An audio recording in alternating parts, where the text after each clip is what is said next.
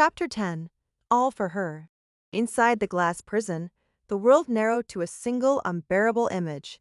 Evie, her face pale in the harsh floodlights, the black circle of a gun barrel pressed against her temple. Damien's roar of fury echoed back at him from the impenetrable walls, a hollow, useless sound. Every ghost he had ever carried, every ounce of his 8-year quest for vengeance, coalesced into the smug, smiling face of Julian Croft. Your revenge, or her life, choose. The words sliced through Damien's rage, leaving behind a silence colder than death. He saw it all laid out before him with sickening clarity. He saw the grinning face of Marcus Thorne in the desert sun, a brother lost to this monster's ambition. He felt the burning, hollow ache of grief that had fueled him, shaped him, and driven him to this very spot. His revenge was a living thing, a fire in his blood that he had nursed for nearly a decade. It was within arm's reach. But then his eyes locked with Evie's. Her hazel eyes, those brilliant, observant eyes that saw right through his defenses, were wide with fear, but not for herself. In them, he saw a desperate, silent plea. Don't do this. Don't throw your life away. He saw the woman who had saved him in the hallway with a kiss.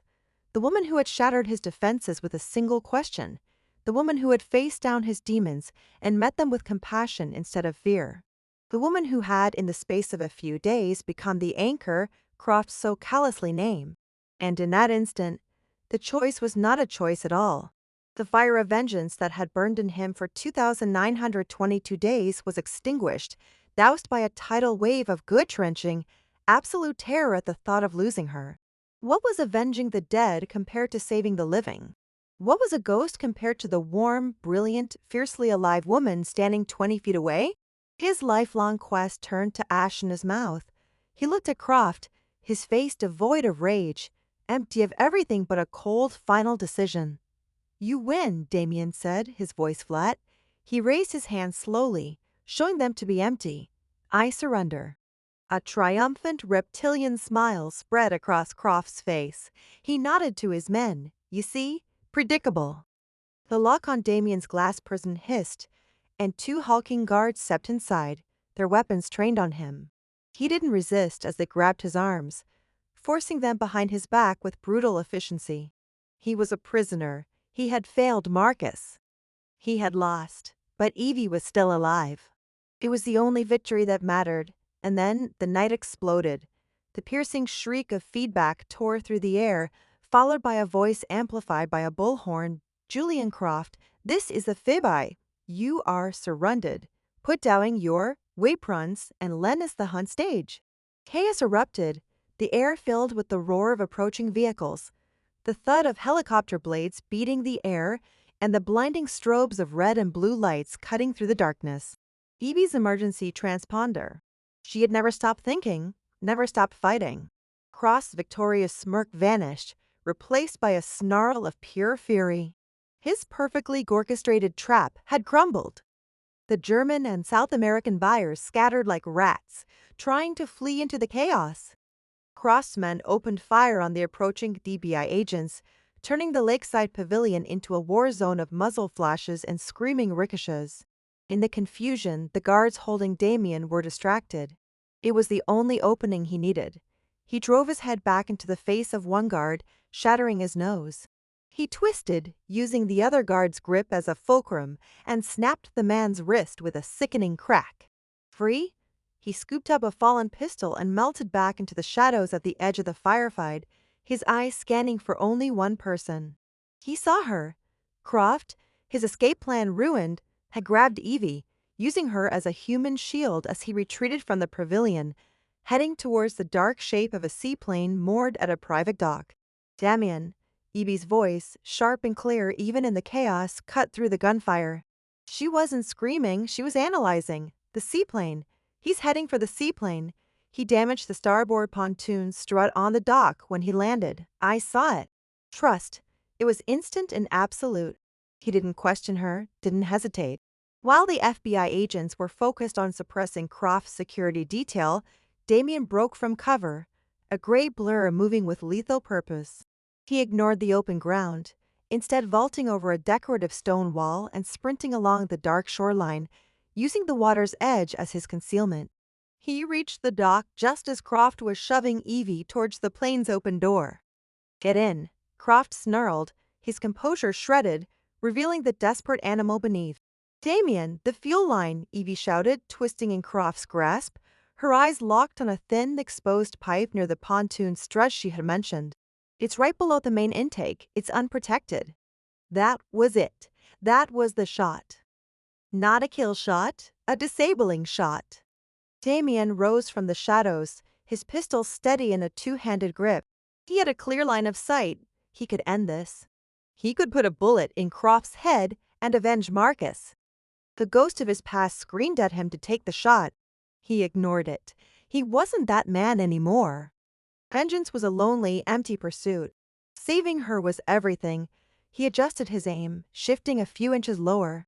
He exhaled, his training taking over, and squeezed the trigger. The crack of the pistol was sharp and singular.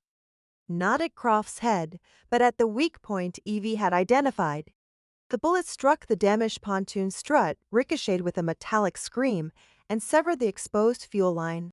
Angas sprayed out in a fine, volatile mist. Croft froze, realizing what had happened.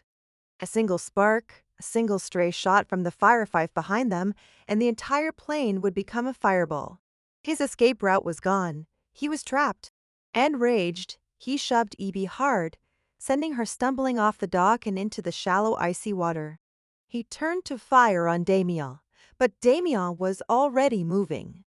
He launched himself across the short distance, tackling Croft with the full force of his body. The two men crashed onto the wooden planks of the dock. It wasn't a fight of skill. It was a brutal, primal collision. Damien's fists, once instruments of a cold, vengeful rage, were now fueled by a fierce, protective fire. He wasn't fighting to kill a monster. He was fighting to get back to her. He landed a clean, devastating blow to Croft's jaw, and the man who had haunted his life for 8 years went limp. The sound of approaching VBI agents grew louder. Damien didn't wait. He ignored the unconscious form of his nemesis and plunged into the lake. Evie was sputtering, trying to get her footing. The water was shockingly cold, her clothes dragging her down. Strong arms wrapped around her, pulling her upright. "Damien!" she gasped, her teeth chattering. He held her, his body shielding her from the chaos on the shore. He pushed her wet hair back from her face, his hands surprisingly gentle, his eyes scanning her for any injury. The firefight, the shouting, the approaching agents, it all faded into a dull, distant roar. The world was reduced to the circle of his arms. "You're okay," he murmured, his voice thick with emotion. It wasn't a question. It was a prayer of thanks. "I told you my methods were effective," she whispered, a shaky, watery smile touching her lips. He looked at her, truly looked at her. He saw her intelligence, her courage, the unshakable strength.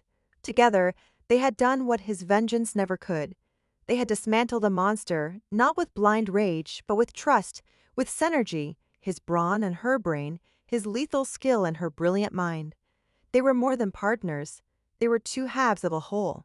He leaned down and kissed her. A kiss that tasted of lake water, adrenaline, and a final, absolute surrender.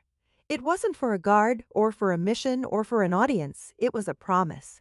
The ghost of Marcus Thorne was finally at peace, replaced by the breathtaking, terrifying, and beautiful reality of the woman in his arms, as the Ethgai swarmed the dock.